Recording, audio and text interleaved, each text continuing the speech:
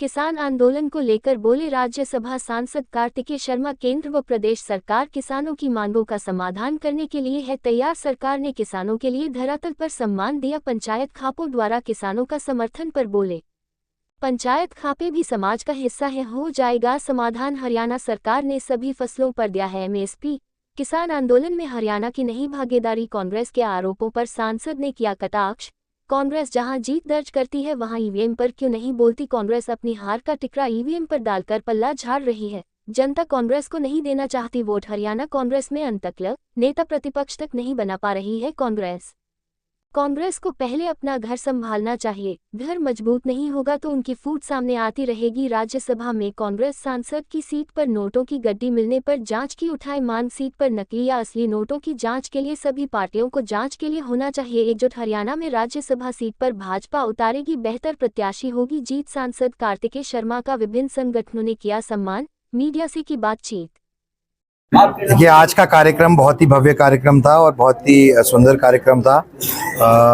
आज भगवान परशुराम जी का सभागृह का यहाँ पर नींव रखी गई और साथ ही साथ मैं माननीय मुख्यमंत्री और हरियाणा सरकार श्री नैब सिंह सैनी जी, जो हमारे यशस्वी मुख्यमंत्री है, उन्होंने सरकार में आते ही जो एक बहुत ही लंबे समय से धौली की ज़मीन की मालिकाना हक की डिमांड थी समाज की, उसको पूरा करने का काम किया।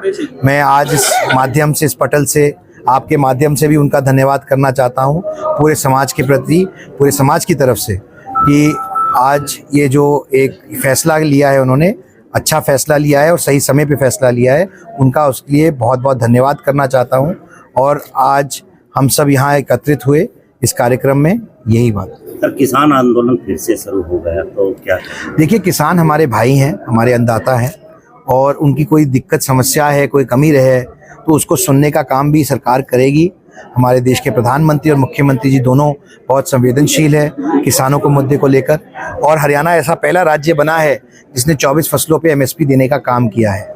हरियाणा के अलावा और किसी राज्य ने भी अभी तक 24 फसलों पे एमएसपी नहीं दिए हैं। तो मेरा यह मानना है कि जो भी हमारे किसान भाई कहते हैं, उनकी बात को बहुत संवेदनशीलता से सुना जाता है और सरकार कटिबद्ध है कि जो भी उनकी दिक्कतें, समस्याएं हैं, उनको दूर करने के लिए और उसका समाधान निकालने के लिए। पंचायत खापों ने भी चेतावनी दी है सरकार को कि अगर किसानों का मसला नहीं सुलझा तो देश भर के। देखिए, मैंने जैसे कहा, जो हमारे किसान भाई हैं, जो खापे हैं, वो भी हमारे ही लोग हैं, सब हमारे भाई हैं, हमारे ही संस्थानें हैं। उनका भी बात, जो भी उनकी बात है, उसका संज्ञान लिया जाएगा, उनकी बात सुनी जाएगी और उचित समय पे उचित कार्रवाई। आज कांग्रेस की एक मीटिंग हुई है दिल्ली में, उसमें ईवीएम को लेकर फिर से मुद्दा उठाया, 16 याचिकाएं डाली गई। देखिए, कांग्रेस पार्टी के बारे में सिर्फ इतना ही कहना चाहता हूं कि जब कांग्रेस पार्टी को लगता है कि वह चुनाव जीत रहे हैं और जीतते हैं तो ईवीएम ठीक है, और जब वो हारते हैं तो ईवीएम खराब है।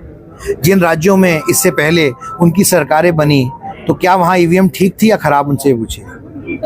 तो ये बात जाहिर है और तय है कि लोकतंत्र में जनता जनार्दन होती है, जनता का फैसला सबसे ऊपर हो, सर्वप्रिय होता है, और जनता ने अपना फैसला दिया है लोकसभा चुनाव में भी, यहाँ हरियाणा में भी, महाराष्ट्र में भी, और तीसरी बार देश में यशस्वी प्रधानमंत्री श्री नरेंद्र मोदी जी को एक मैंडेट मिला है।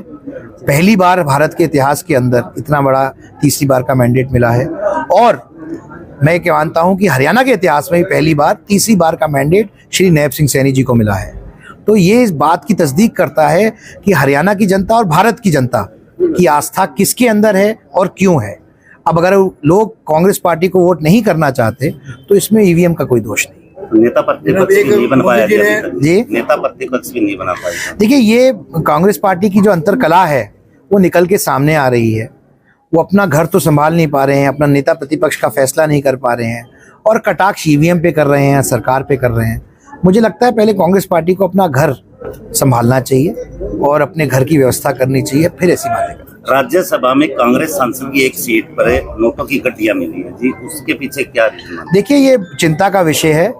राज्यसभा, जिसको सदन कहा जाता है, देश की सबसे बड़ी पंचायत है, और सारे सदन और सांसदों की गरिमा को ध्यान में रखते हुए हमारे सदन के सभापति ने ये जानकारी सदन के पटल से दी और उन्होंने बताया कि ये नोटों की गड्डी मिली है, एक व्यक्ति विशेष के सीट से मिली है उन्होंने ये नहीं कहा कि उस व्यक्ति विशेष की है, लेकिन ये बहुत ही गंभीर विषय है, क्योंकि वो पैसा क्लेम करने कोई नहीं आया है, वो पैसा किसी ने क्लेम नहीं किया है, और वो सही है, असली नोट है, नकली नोट है, इसकी भी तफ्तीश होएगी। तो मुझे लगता है कि दूध का दूध और पानी का पानी होना चाहिए। लोकतंत्र के मंदिर के अंदर ऐसी घटना हो रही है तो होना चाहिए, और इसके अंदर किसी भी पार्टी को कोई आपत्ति नहीं होनी चाहिए। वो आपत्ति होने का कोई कारण ही नहीं है कि जो भी बात है उसकी तह तक पहुंचना चाहिए और इन्वेस्टिगेशन होनी चाहिए। और सभापति महोदय ने इस बात की घोषणा की कि इसकी इन्वेस्टिगेशन होएगी, और मुझे लगता है किसी पार्टी को इससे कोई आपत्ति नहीं होनी चाहिए। जनाब, एक मेरा छोटा सवाल है कि हमारे मोदी जी 96 में हरियाणा प्रभारी थे, उन्होंने गुड़गांव के अंदर एक भाषण दिया था कि हमारी सरकार आ जाएगी तो हम दिल्ली को पूर्ण राज्य का दर्जा देंगे। हरियाणा को बंसीलाल के राज्य में था, उसके लिए बटन मान गए थे, लेकिन उनकी 3 दफा सरकार आ गई है, आज तक उस चीज का जिक्र नहीं हुआ है कि पूर्ण राज्य का दर्जा मिलेगा या नहीं मिलेगा। भारतीय जनता पार्टी के तो नहीं आई। मोदी जी ने कहा था कि 96 में गुड़गांव के अंदर है, अभी जी बहुत जल्द चुनाव की नोटिफिकेशन हो चुकी है। 20 तारीख को चुनाव की प्रक्रिया होएगी, और ये जो सीट रिक्त हुई थी श्री किशन लाल पवार जी के विधायक बनने पे और मंत्री बनने पे, उसकी भरपाई होएगी और बहुत जल्द उसका फैसला होगा, आपके सामने आ जाएगी। आप उत्सुकता मत रखिए, बहुत ही अच्छा चयन करेगी। भारतीय जनता पार्टी हमेशा सबको साथ लेके चलने का काम करती है।